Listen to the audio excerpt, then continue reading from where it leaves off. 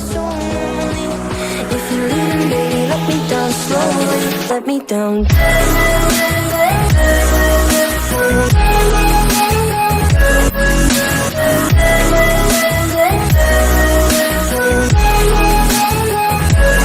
me down.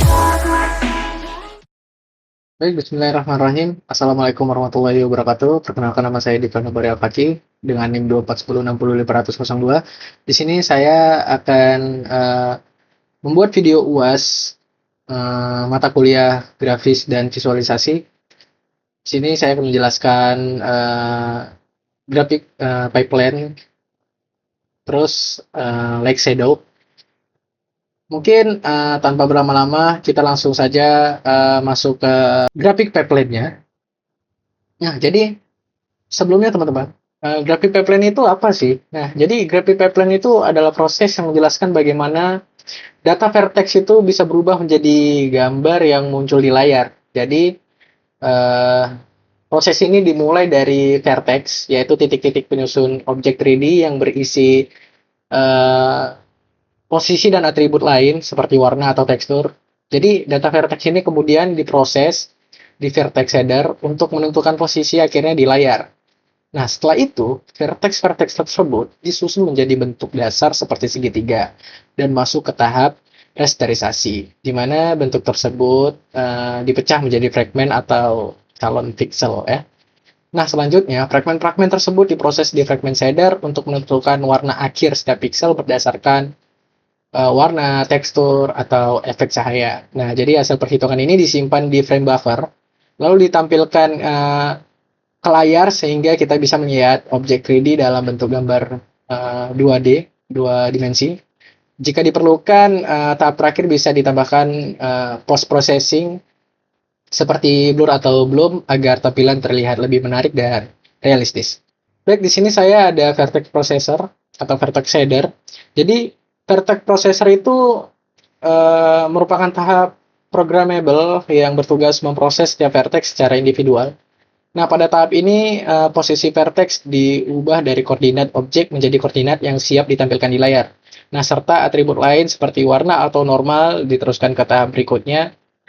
Terus vertex shader itu memungkinkan pengembang mengatur transformasi dan efek geometris pada objek ya.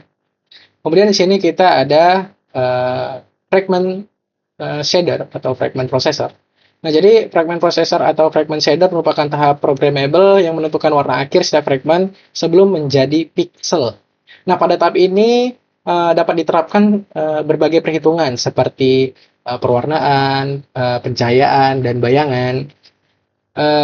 Jadi fragment shader itu berperan penting dalam menentukan kualitas visual karena hasil akhirnya itu langsung mempengaruhi tampilan pixel di layar gitu. Baik, di sini kita langsung saja ke raw vertex atau primitives. Jadi raw vertex itu merupakan data awal dalam proses rendering yang berisi informasi titik-titik penyusun objek 3D seperti posisi koordinat X, Y, Z, dan atribut tambahan seperti warna RGB, red, green, blue. Jadi data ini belum diproses dan masih berada dalam bentuk mentah. Jadi beberapa vertex akan digabungkan menjadi sebuah primitif, misalnya segitiga yang menjadi dasar pembentukan objek dalam graphic pipeline gitu. Nah, kemudian di sini ada raster. Nah, jadi raster itu adalah tahap pixel function yang mengubah primitif geometris seperti segitiga menjadi fragmen-fragmen kecil yang mempresentasikan calon pixel di layar. Jadi pada tahap ini juga dilakukan interpolasi nilai antar vertex seperti warna atau tekstur sehingga transisi antar pixel menjadi halus. Jadi proses rasterisasinya dilakukan secara otomatis oleh GPU tanpa perlu program secara manual ya teman-teman.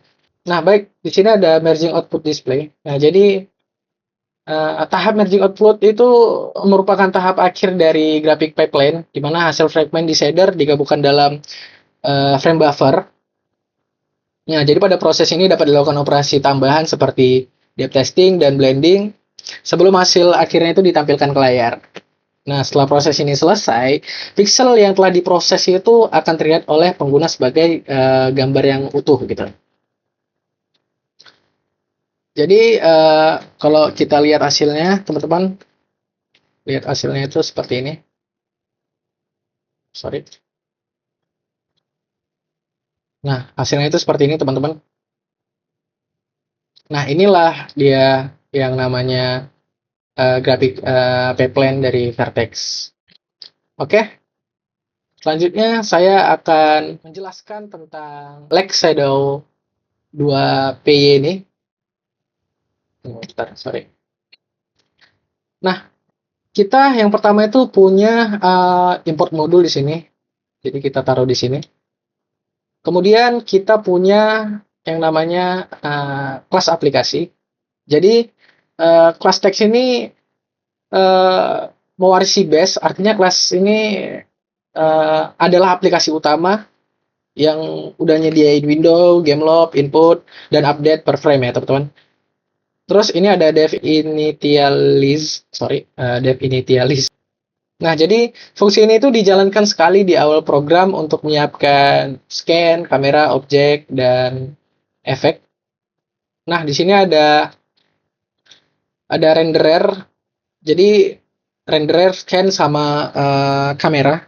Jadi renderer itu dibuat dengan background hitam. Kalau scan itu dibuat sebagai wadah semua objek. Kalau kamera itu dibuat dengan rasio layar 800 kali 600 nih teman-teman. Terus kamera itu diposisikan agak ke belakang supaya objek itu terlihat gitu. Nah, di sini ada movement ring. Sorry. Nah, ini. Nah, jadi movement ring ini berfungsi sebagai kontrol kameranya, teman-teman. Jadi kamera itu dimasukkan ke ring supaya bisa digerakkan dengan input user, lalu ring ditambahkan ke scan gitu. Nah, kemudian kita di sini ada langitnya ya, teman-teman, sky sphere. Nah, jadi bagian ini itu membuat langit itu berbentuk bola besar. Jadi tekstur bumi itu ditempel dalam bola sehingga dia itu memberi efek ya kayak skybox sederhana gitu. Oke, itu tuh ini untuk langitnya ya. Radiusnya 50. Terus ini gambar eh, langitnya PNG. Oke, kita masuk ke bagian grass atau tanah ya atau rumput ya. Nah, jadi ini itu membuat tanah datar dengan tekstur rumput gitu. Nah, tekstur itu diulang biar gak pecah. Jadi objek itu diputar supaya sejajar dengan lantai gitu. Nah, ini dia. Oke, terus kita ada objek utamanya di sini ya teman-teman, yaitu sphere ya. Nah, jadi ini kan objek utama yang akan dilihat oleh user ya. Jadi dia itu bentuknya bola teman-teman, diberi tekstur grid dan diletakkan sedikit di atas tanah gitu. Jadi ya ginilah. Kemudian nah ini apa sih? Nah jadi ini tuh prosesor. Nah jadi post prosesor itu digunakan untuk apa sih? Nah jadi itu yang pertama itu dia merender scan ke tekstur, dan yang kedua itu menerapkan efek visual setelahnya gitu. Jadi ini adalah tahap setelah fragment shader, biasanya disebut grid space screen space effect gitu. Ya, kurang lebih mohon maaf kalau salah, kurang lebih seperti itu. Oke, di sini ada sorry. Nah, di sini tuh ada efek bloom. Nah, jadi efek ini ada 3 kelebihannya, yaitu memperkuat area terang, kemudian memberi blur horizontal, dan yang terakhir itu memberi blur vertikal gitu. Jadi gabungan ini menghasilkan efek light bloom gitu. Jadi tiga-tiganya itu digabung sehingga ya jadi efek light bloom ya teman-teman. Kemudian di sini ada oke. Ini efek akhir menggabungkan. Jadi dia itu menggabungkan scan asli sama scan hasil blur gitu. Nah, karena ada teknik additive blending ini sehingga cahaya itu jadi kayak terlihat eh, hidup gitu atau menyala gitu ya. Nah, jadi di sini ada update. Nah, jadi fungsi update itu eh, dipanggil di setiap frame-nya ya, teman-teman. Itu fungsi dari update ini. Nah, di sini ada self ring update. Nah, jadi dia itu mengupdate posisi kamera berdasarkan input dan waktu. Jadi dia itu kayak mengupdate posisi berdasarkan input user kurang lebih ya. Lebih tepatnya user lah. Jadi dia mengupdate posisi kamera berdasarkan input user dan waktu ya. Kemudian ini ada post processor render. Jadi dia itu merender scan plus semua efek post processingnya itu ke layar gitu. Ya kurang lebih seperti itu ya teman-teman. Kemudian yang terakhir, nah jadi yang pada baris ini itu membuat objek aplikasi tes. Terus dia menentukan ukuran layarnya, terus dia menjalankan game loop-nya. Kurang lebih seperti itu. Dan kita lihat hasilnya teman-teman. Sorry. Kita lihat hasilnya. Nah, hasilnya itu seperti ini teman-teman. Ada bola di tengah-tengah ini, kemudian ada langit yang ada efek cahayanya juga, terus ada lantai, maksudnya tanah gitu ya. Jadi ini kan kita bahas dari tampilan langitnya dulu. Nah, jadi langit pada server itu terlihat sangat terang dengan warna putih kebiruan karena ada efek brightness dan bloom di sini ya. Jadi area langit yang punya intensitas cahaya tinggi diperkuat oleh efek break filter gitu. Lalu disebarkan melalui blur sehingga terlihat menyilaukan gitu ya. Jadi efek ini memberikan kesan cahaya matahari yang kuat dan sangat realistis. Oke, kemudian ini tekstur rumputnya. Tekstur rumputnya teman-teman. Jadi tampilan tanahnya itu bisa dibilang tanah ya. Tanah ya ini, tanah. Tapi ada rumputnya gitu. Oke, lupakan. Oke, jadi tanah pada bagian bawah scan ini menggunakan tekstur rumput yang dibilang ya bisa dibilang dia berulang-ulang kali lah sehingga terlihat luas dan detail. Jadi pengulangan teksturnya ini kayak membuat permukaan tanahnya itu tidak terlihat atau tidak pecah gitu. Meskipun area yang ditampilkan itu cukup besar ya. Ya karena apa? Karena itu tidak terlalu terpengaruh oleh efek bloom. Jadi detail rumput tuh masih terlihat jelas, kurang lebih seperti itu. Nah, sini ada objek bolanya, teman-teman. Objek bola di tengah scan. Jadi bola itu bertekstur grid warna-warni, berfungsi sebagai objek utama dalam scan. Nah, tekstur grid ini memudahkan untuk melihat bentuk permukaan bola dan bagaimana efek visual mempengaruhinya. Jadi warna bola itu terlihat lebih cerah karena ya terkena efek bloom ini, sehingga bola itu menjadi fokus utama perhatian pengguna gitu. Jadi kayak pas kita langsung buka gambarnya, langsung masuk ke Capira window yang itu langsung lihat, ada bola gitu di tengah-tengah. Kurang lebih seperti itu. Nah, kemudian yang di belakang bola ini kan ada kayak blur gitu ya, efek blur gitu ya. Ini efek bloom dan cahaya. Jadi efek bloom itu terlihat jelas pada bola dan area langit, di mana cahaya tampak menyebar dan melembut. Jadi efek ini tuh dihasilkan dari kombinasi break filter, terus blur horizontal, terus blur vertikal ya. Jadi sama satu lagi additive blending ya. Jadi kombinasi break filter, kemudian blur horizontal, blur vertikal, dan additive blending.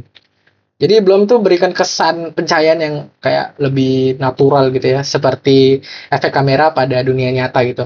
Nah, kemudian hubungannya dengan graphic pipeline itu apa sih? Nah, jadi hasil visual yang ditampilkan merupakan output akhir dari graphic pipeline yang dilanjutkan dengan tahap post processing. Setelah objek diproses melalui vertex shader, fragment shader, dan dirender ke frame buffer, efek bloom itu diterapkan sebagai proses tambahan sebelum hasil akhirnya itu ditampilkan ke layar, teman-teman. Jadi kurang lebih seperti itulah ya. Jadi kesimpulannya itu Secara keseluruhannya itu hasil render itu menunjukkan scan 3D yang telah diproses dengan tekstur dan efek post processing. Jadi dia itu tampil lebih menarik secara visual gitu teman-teman. Dan penggunaan bloom dan tekstur yang dapat meningkatkan kualitas tampilan. Terus memperjelas penerapan konsep graphic pipeline-nya juga dalam proses program ini teman-teman. Gitu. Baik, di sini saya udah buat 3 pertanyaan terbaik menurut saya kepada ChatGPT yang terkait dengan komputer grafik untuk menunjukkan tingkat pemahaman saya sendiri. Nah, untuk pertanyaan yang pertama, itu bagaimana perbedaan peran vertex shader, fragment shader, dan tahap post processing dalam graphic pipeline, serta bagaimana masing-masing tahap tersebut mempengaruhi kualitas visual dan performa rendering. Nah, itu pertanyaan pertama. Kalau pertanyaan yang kedua itu, mengapa hampir semua objek 3D dapat grafik pipeline dipecah menjadi segitiga, dan bagaimana proses rasterisasi segitiga tersebut mempengaruhi hasil akhir pixel di layar. Nah, dan untuk pertanyaan yang terakhir, saya bertanya apa perbedaan konsep rendering real time dan offline rendering dalam komputer graphics, serta bagaimana pengaruhnya terhadap penggunaan shader, pencahayaan, dan performa sistem. Ya, mungkin sekian aja lah ya yang dapat saya sampaikan. Mohon maaf apabila saya ada kesalahan dan kekurangan. Mungkin saya akhiri. Assalamualaikum warahmatullahi wabarakatuh. If you wanna go, then I'll be so lonely. If you're leaving, baby, let me down slowly. Let me down.